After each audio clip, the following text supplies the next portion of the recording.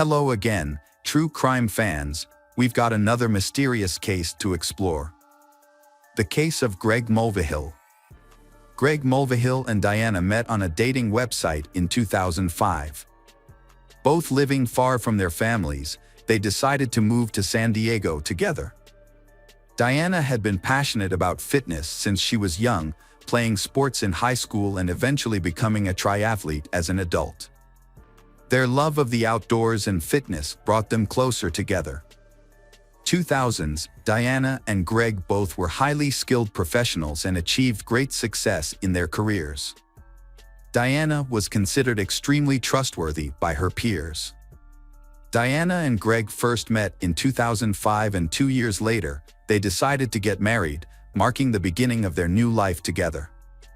They chose Costa Rica for their honeymoon, where they had the opportunity to learn to surf. In the early days of their marriage, they made the most of their time together, experiencing many exciting adventures together. After their wedding, Diana and Greg moved to Carlsbad, a suburb north of San Diego. The area has a mix of lagoons, hiking trails, hills, and secluded spots. Diana was immediately drawn to the area. She enjoyed the quiet atmosphere and the beautiful scenery around her. 3 years after their wedding, Diana was diagnosed with fibromyalgia, a chronic condition that affects millions of people worldwide. Fibromyalgia is characterized by pain and tenderness throughout the body. While the exact cause of fibromyalgia is unknown, there are a number of factors that may contribute to the condition. To help her cope with her fibromyalgia, Greg took her on a relaxing vacation to Santa Cruz, California in 2011. Greg was a caring husband who understood the impact fibromyalgia had on Diana's life. The condition caused constant muscle pain, fatigue, and limited her energy, making it difficult for her to maintain a job. Diana's ongoing health struggles eventually led her to give up her career. With more time at home, she longed to become a mother. Diana and Greg tried for years to have children. But Diana suffered multiple miscarriages. The loss of these pregnancies affected Diana, both physically and emotionally.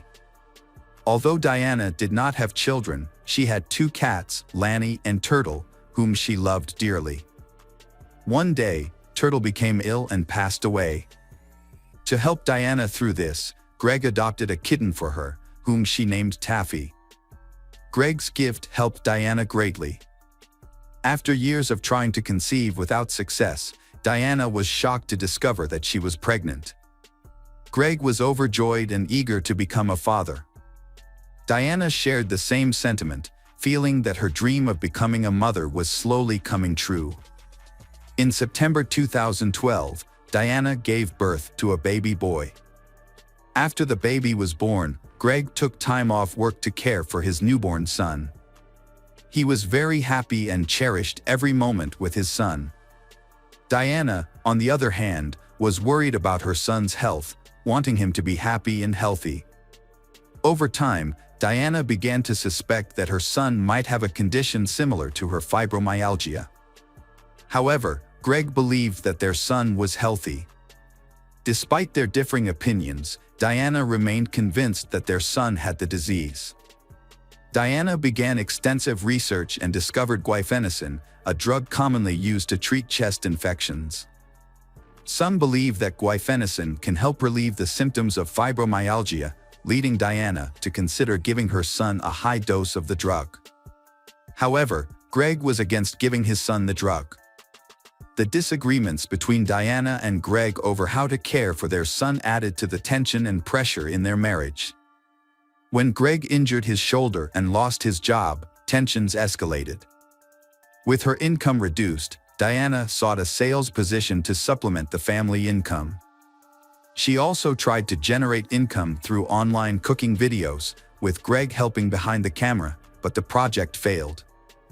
Diana then made promotional videos featuring cat litter, but these also failed to bring in the desired financial returns. When their son turned 2, the constant arguments and disagreements between Diana and Greg over their son's health issues continued to cause tension. They found themselves unable to find common ground. Diana confided in a coworker about her feelings of frustration and lack of support from Greg, revealing a deep rift between them. In July 2014, police questioned Greg about Diana's allegations of abuse. According to police, Diana filed several police reports regarding Greg's actions. As a result of these accusations, Greg was evicted from the home, while Diana and their son were allowed to stay. Diana confided in a friend about Greg's abuse, saying that the incident occurred while she was sleeping. According to Diana, her medication made her drowsy, and when she woke up, she found Greg touching her without her consent. Additionally, Diana accused Greg of sexually abusing their son. These allegations led to the involvement of Child Protective Services. Greg denied the allegations, believing that Diana fabricated the complaints because he disagreed with her about their son's health status. In response, Greg filed for divorce and sought custody of their son. The police searched for evidence to support claims of abuse against Greg and his son. Ultimately, a judge ordered both Greg and the boy to undergo psychiatric evaluations. After an investigation, the evaluations found no evidence of child abuse by Greg. Additionally, the police found no evidence that Greg had assaulted Diana. As a result, the charges against Greg were dropped and he was given custody of their son, a decision that upset Diana. In a subsequent settlement, Diana agreed to live in their home and compensate Greg for his share of the property. On September 1, 2016, the Carlsbad Police Department received a call from Jason Kovac, a close friend of Greg's. Jason reported that Greg had been shot multiple times and was losing a lot of blood.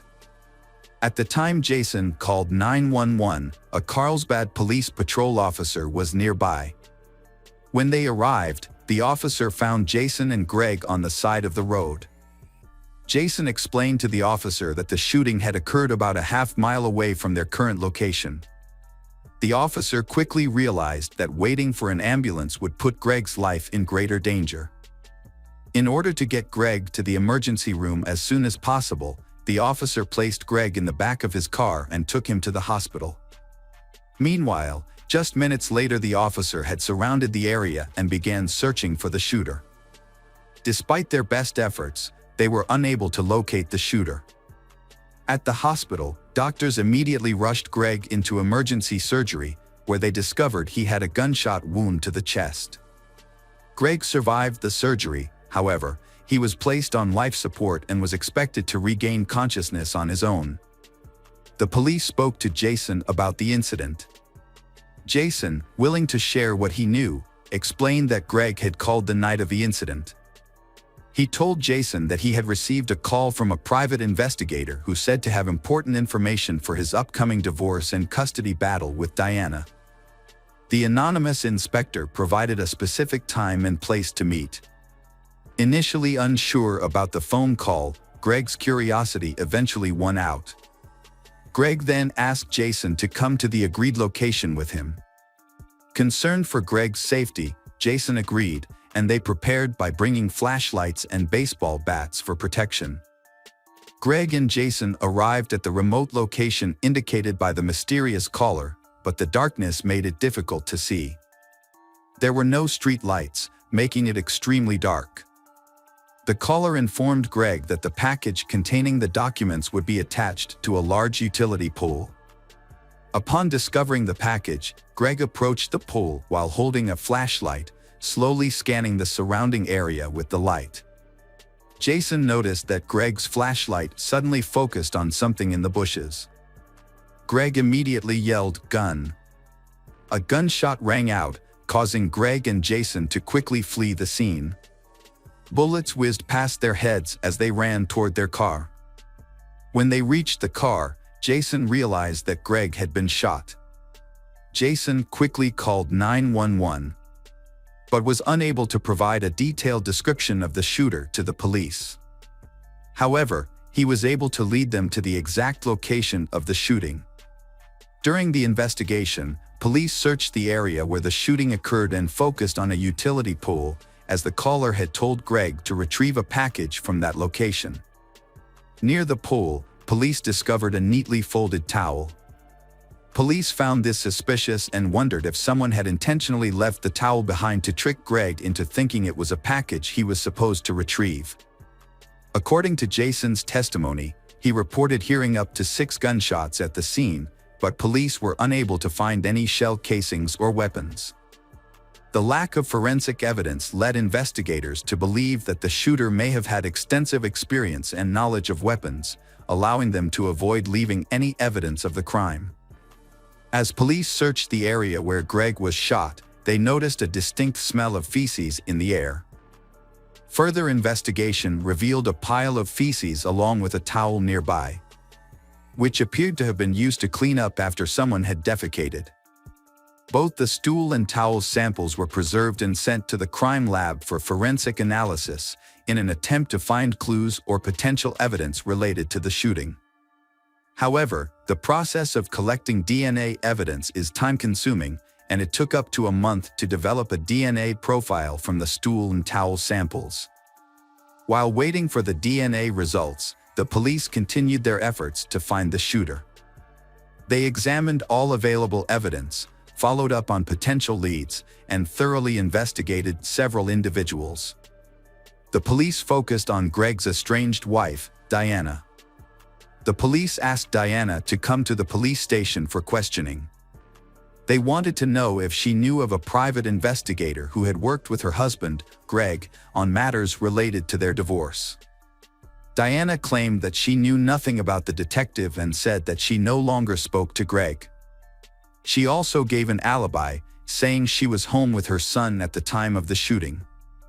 When questioned further, Diana said she could not think of anything else to add and could not identify anyone who might have been involved in the crime. Greg regained consciousness and began his recovery. As his health improved, the police interviewed him about the incident. They asked about his wife Diana and her possible involvement in the shooting. Greg admitted that he and Diana had a troubled history and were in the midst of a tense divorce and custody battle over their son. He suspected that Diana might have been involved in the shooting. Greg also said he had no enemies and did not know who might be behind the shooting. Early in the investigation, the police investigated the phone number that had called Greg. The number was on a pay-as-you-go plan, indicating that it did not belong to anyone. However, the police were successful in obtaining information from the cell phone carrier, which led them to a Best Buy near Carlsbad where the phone was purchased. The police immediately contacted the store manager to request information about the purchase, including the date of the transaction. They also requested any available video footage of the person who purchased the phone. After reviewing hours of video footage, the manager identified relevant footage that corresponded to the time of purchase of the phone. The footage was sent to the police for review. Although the video was grainy, the police were able to identify Diana, Greg's wife, in the footage. This new information made Diana the prime suspect in Greg's shooting. Diana was arrested, and during her arrest, Diana repeatedly maintained her innocence. The police then questioned Diana about her purchases at Best Buy. They discovered that she had purchased a cell phone, which then called Greg, leading to his shooting. However, Diana initially told the police that she had purchased a router. Faced with a surveillance camera image of the person who purchased the cell phone, who looked exactly like her, Diana admitted the truth. Following this revelation, Diana changed her story about her involvement in Greg's shooting. She said that her fear of Greg prompted her to buy a gun, which led her to practice at a local shooting range called Iron Sights. At Iron Sights, Diana claimed she met an instructor named Weldon McDavid, who taught her how to shoot. Weldon was a former Marine with expertise in firearms. Diana reportedly told Weldon about her difficult divorce and custody battle with Greg, which led to a close friendship between Diana and Weldon that eventually turned into love. Diana told police that she and Weldon had devised a plan. To carry out the plan, Weldon told Diana to buy a phone and use it to lure Greg to a remote location. Weldon's job was to intimidate Greg without using force. Diana admitted to driving Weldon to the location and picking him up. However, when she heard police sirens approaching in the distance, she asked about the situation. Weldon later revealed to her that he had shot Greg in self-defense because Greg had been aggressive toward him. She denied any involvement in the shooting and insisted that she had never asked Weldon to commit any acts of violence against her husband Greg. Diana was charged with attempted murder after admitting her role in the incident involving Greg. Fortunately, Greg quickly recovered from the gunshot wound to the chest and was released from hospital shortly afterwards. The police tracked down Weldon and brought him in for questioning. When the police asked about his relationship with Diana and his whereabouts on the night of the shooting, Weldon claimed he was at home, about 30 minutes from Carlsbad. The police then asked Weldon for a DNA sample, which made him visibly nervous as he realized they were getting closer to the truth. When asked if his DNA might have been present at the crime scene, Weldon feigned surprise and suddenly remembered something, saying it was a recent memory. Weldon told police that the night before the shooting, he had gone jogging due to stomach problems after eating Mexican food for dinner. He claimed to have stopped on a dirt road to use the restroom. Based on this information, police obtained a search warrant for Weldon's home. Their search turned up a rifle with a live bullet and 6 fired casings in the rafters. The 6 casings confirmed Jason Cack's account of hearing 6 gunshots. As a result, Weldon was arrested and charged with attempted murder and attempted murder. Police searched Diana's home with a warrant and examined her computer. They discovered a search history for the phrase "new moon." Notably, the night Greg was shot, September 1st, coincided with a new moon, when the surrounding light was very dim. By carefully analyzing Diana's search history, police were able to conclude that she had prior knowledge of the shooting. Her interest in the new moon suggested that she intended to take advantage of the lack of ambient light to facilitate the murder of her husband. Further investigation revealed Diana's motive for killing Greg. As part of the divorce settlement, Diana was required to pay Greg $120,000 for their home. Faced with the possibility of not being able to make payments on time, Diana may have seen getting rid of Greg as a way to avoid paying the money. In October 2017, the trial of Diana Lovejoy and Weldon McDavid began. The jury returned a guilty verdict, convicting Diana and Weldon of conspiracy to commit murder and attempted murder. Upon hearing the verdict, Diana collapsed to the ground,